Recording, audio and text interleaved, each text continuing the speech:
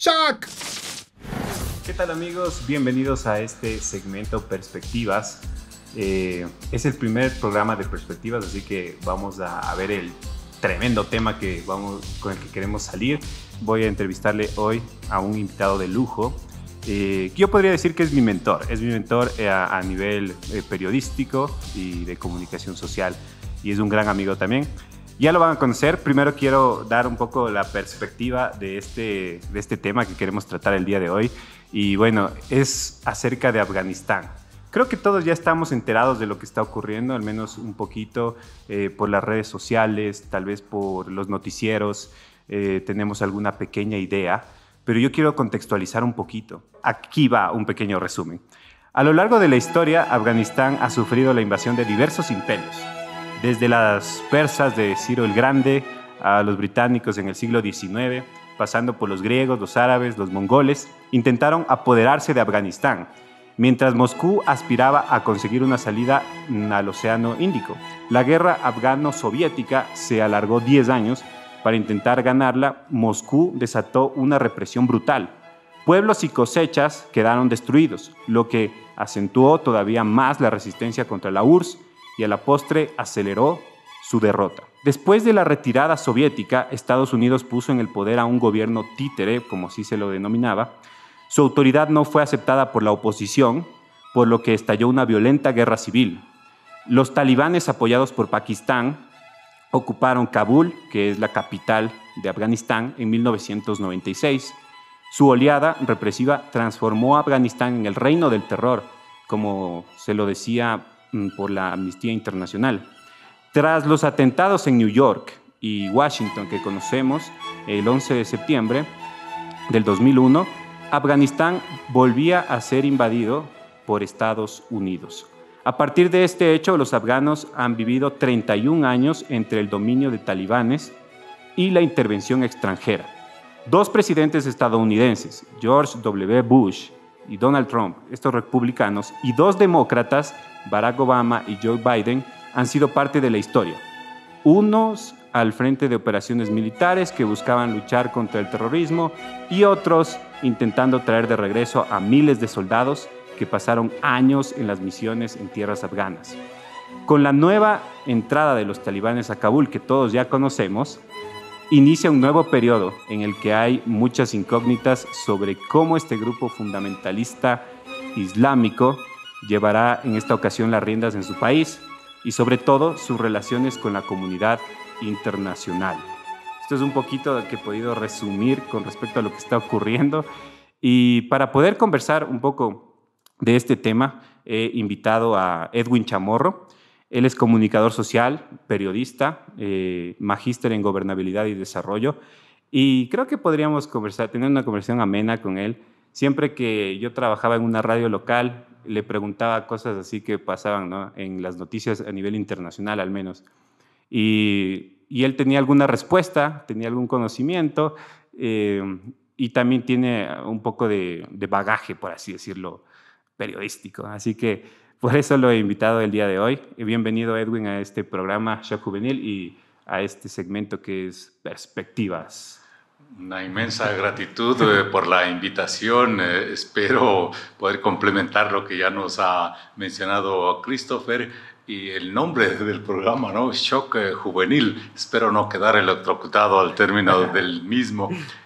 Y también el segmento Perspectiva. Y hablando de Afganistán, pues hay una perspectiva histórica, una perspectiva futura que todo el mundo se está preguntando qué es lo que va a ocurrir en este país, y que a propósito los talibanes, una vez que se han tomado el poder, ya le cambiaron de nombre, le llaman Emiratos Árabes de Afganistán, algo así, le cambiaron ya el nombre, ya no es solo Afganistán, aunque todavía a estas alturas no han formado un gobierno. Se sabe que ellos tienen el poder político, militar, y ya se han tomado la capital de Kabul, pero todavía no logran estructurar un gobierno.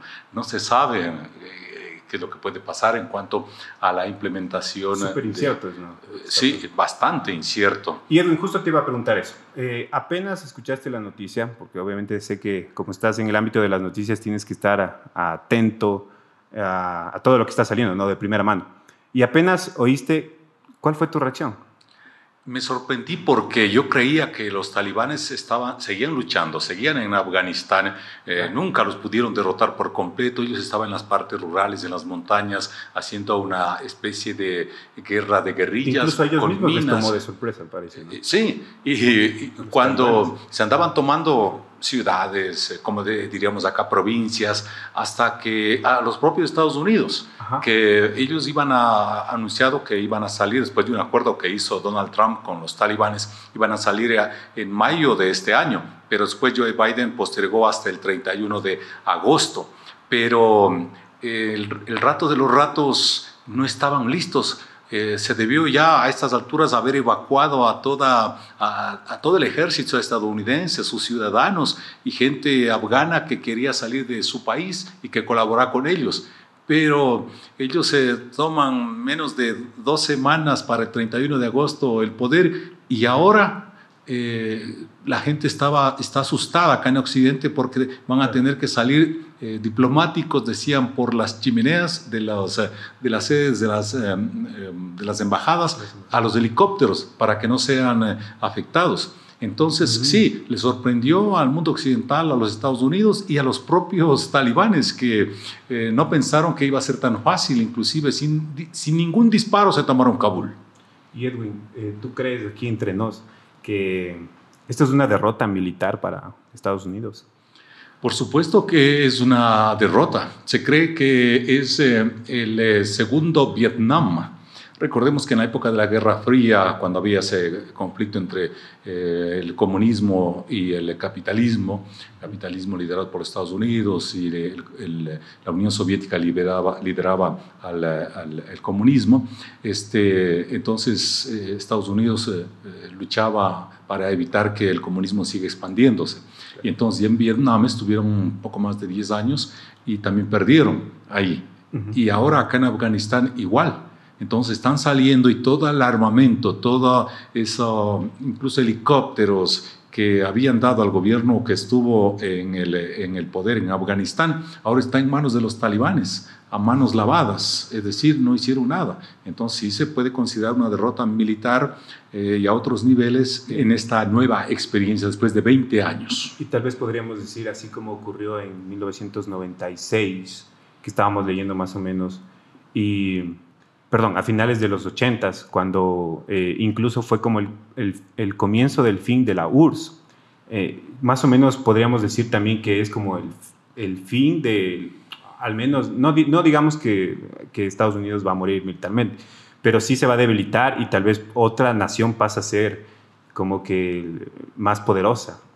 No me atrevería yo a decir algo así, porque militarmente Estados Unidos sigue siendo la potencia más fuerte del mundo por el nivel de armas sofisticadas que tiene, por el número de soldados y otros aspectos que ha desarrollado tecnológicos a nivel de las armas. Yo no me atrevería a decir algo así, pero sí, Afganistán vino a ser como el Vietnam para los soviéticos en ese tiempo. Claro. Ahora solo existe Rusia, ¿no? Se desintegró la Unión Soviética y Rusia ya no es la Unión Soviética, pero Afganistán fue el Vietnam para ellos y ahora se repite una especie de Afganistán para Estados Unidos, se cree que es una especie de Vietnam 2. Y creo que cabe recalcar que justo esto viene después de tal vez una guerra comercial entre Estados Unidos y China. Tal vez tenga algo que ver. Sí hay intereses ahí, hay muchos intereses. Por ejemplo, China, ¿con quién está ahorita? ¿Con los talibanes tal vez, negociando? Ellos han venido conversando, dialogando con los líderes de los talibanes, han conversado. Y lo propio Rusia, por ejemplo, ellos no se preocupan de evacuar a su personal diplomático. Más bien están ahí, van a continuar en sus embajadas, van a continuar y más bien van a tratar de tener negocios, relaciones comerciales. No olvidemos que Afganistán tiene muchos recursos como petróleo y muchos otros más, entonces hay intereses comerciales. China no ha dicho nada, por ahí extraoficialmente han mencionado de que los pueblos tienen derecho a su autodeterminación, entonces ellos respetarían aquello. Pero como es casi vecino, China está muy cerquita, entonces tienen muchos intereses ahí en Afganistán y probablemente podrían ayudar a reconstruir, a invertir en infraestructuras que han estado pendientes. Y Rusia igual, solo con el hecho de que no van a salir de Afganistán, se quedan ahí, entonces ya es como suena, y cómo así, ¿no? ¿Cómo así ellos se quedan? Porque todos los otros países, comenzando por Estados Unidos y los que forman parte de la OTAN de Europa, están saliendo, están evacuando y no quiere quedar nadie ahí en Afganistán. Y creo que cambiando un poquito de tema, creo que es súper evidente que en las redes sociales se habla acerca de lo que está ocurriendo con las mujeres allá en Afganistán. Tal vez tú has podido consultar un poquito acerca de qué es lo que está pasando, tanto para afganas como para extranjeras. Sería bueno hablar ahí de qué fue lo que pasó cuando ellos gobernaron.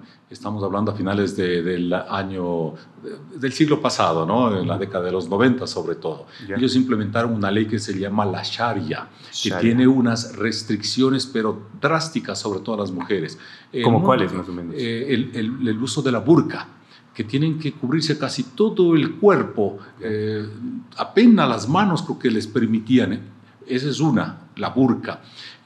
Por lo general, el mundo musulmán utilizan las mujeres el velo, se cubren la cabeza, pero no son tan drásticos, ¿no? Pero ahí están cubiertas casi todo el cuerpo y apenas a veces las manos.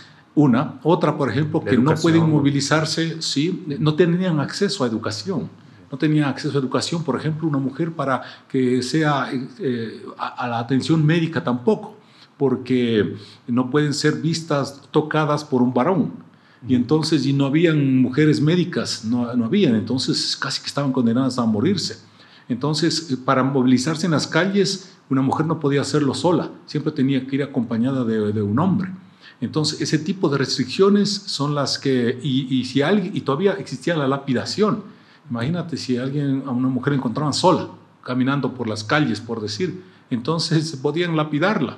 Ese tipo de cosas tenía que ver con la Sharia, y las mujeres extranjeras que estaban ahí tampoco es que podían hacer lo que ellas querían, también tenían que respetar esa disposición de la ley musulmana. Inclusive en la actualidad han dicho que las mujeres podrán estudiar y trabajar, pero bajo la ley islámica. ¿Cuál es la ley islámica de los talibanes? La Sharia. No sabemos si van a volver a implementar a los niveles que se conoció antes.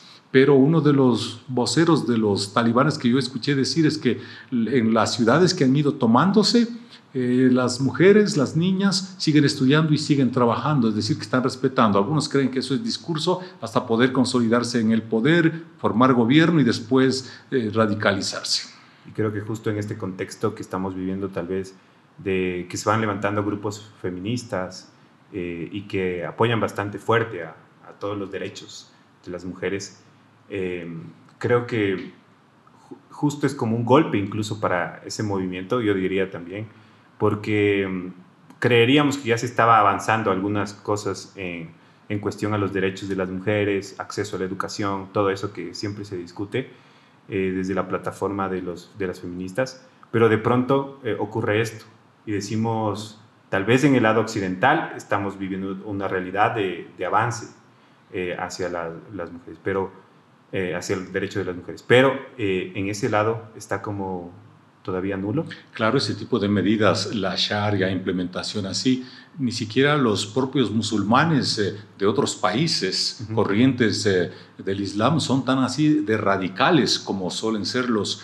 talibanes y sus líderes religiosos que les acompañan.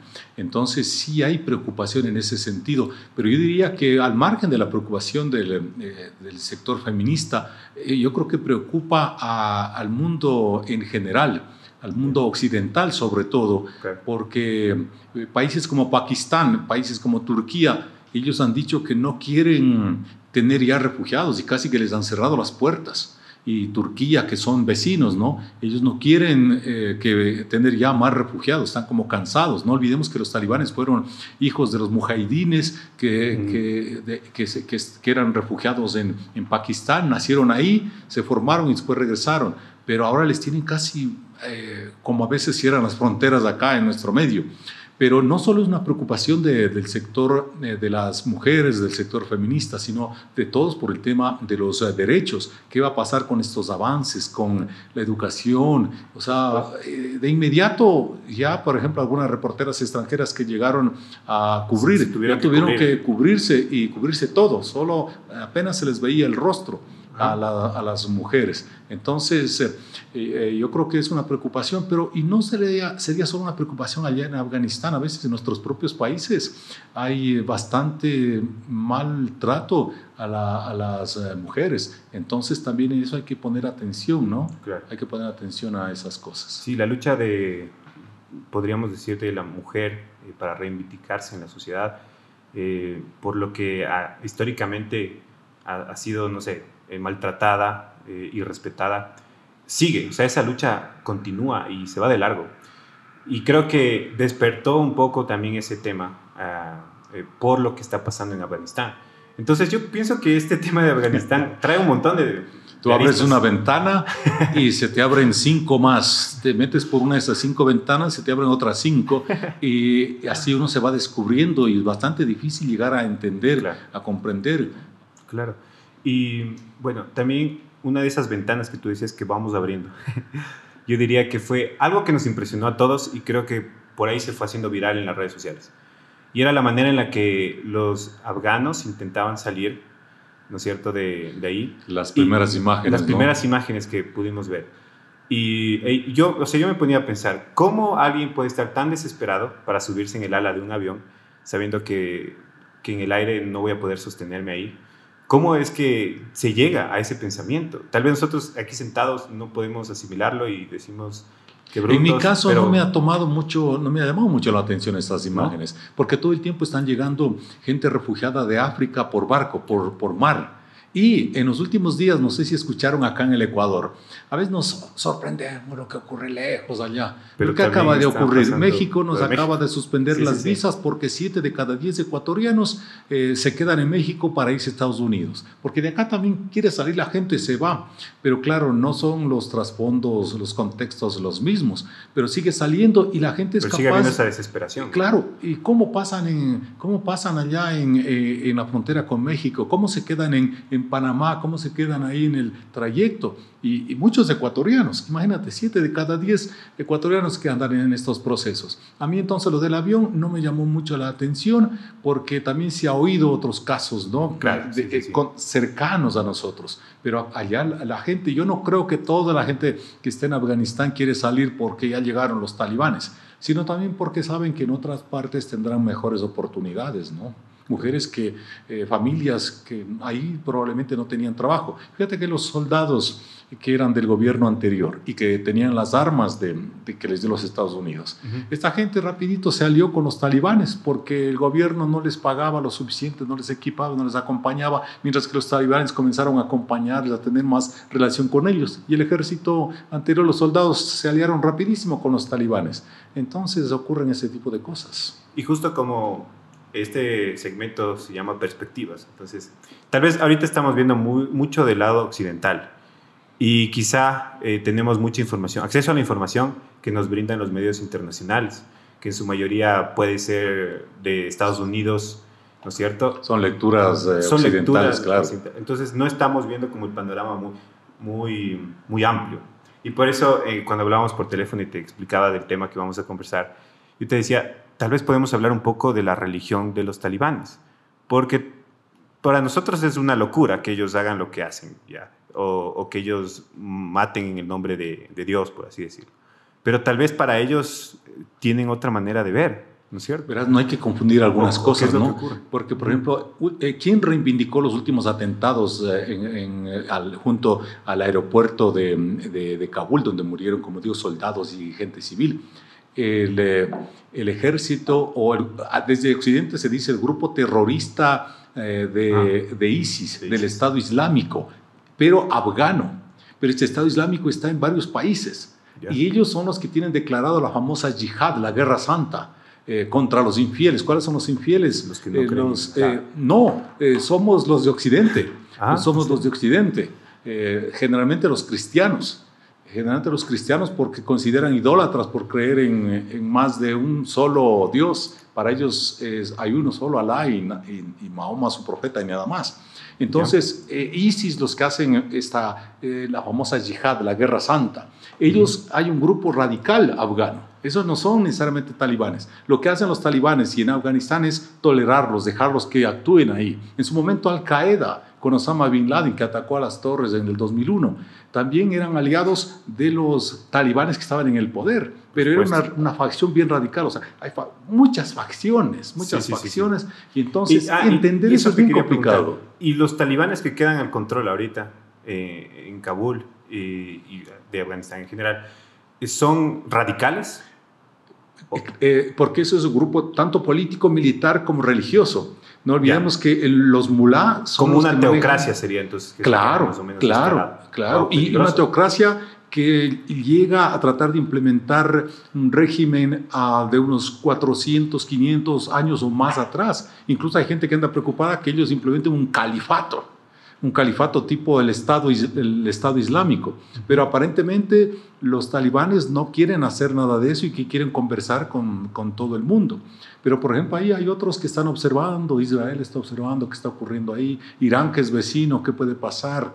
Entonces hay gente que quisiera verles en conflicto a Afganistán, a los talibanes con Irán, pero bueno, son cosas que se especulan. Entonces hay la cuestión religiosa de ellos es como la más arcaica, como la más antigua, la más radical, que vengan con lapidaciones a las mujeres, que les cubran totalmente, que no puedan estudiar. Imagínense, una mujer se enferma, un hombre no la puede tocar, no hay médicos. Entonces llegar a eso, no sé si vayan a haber cambios en este nuevo gobierno que van a implementarlo, ¿no? Y bueno, gracias Edwin otra vez por haber aceptado la invitación a esta entrevista. Yo creo que este tema se queda corto. Sí vamos como que a gestionar una nueva entrevista para poder... y creo que van a seguir ocurriendo sucesos alrededor de este tema.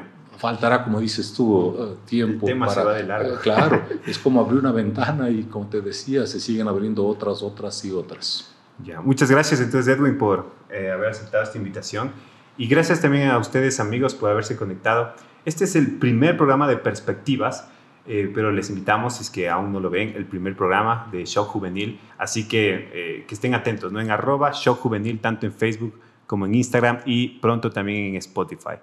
Que les vaya súper bien y pues ya estamos conectados para un nuevo tema. ¡Shock!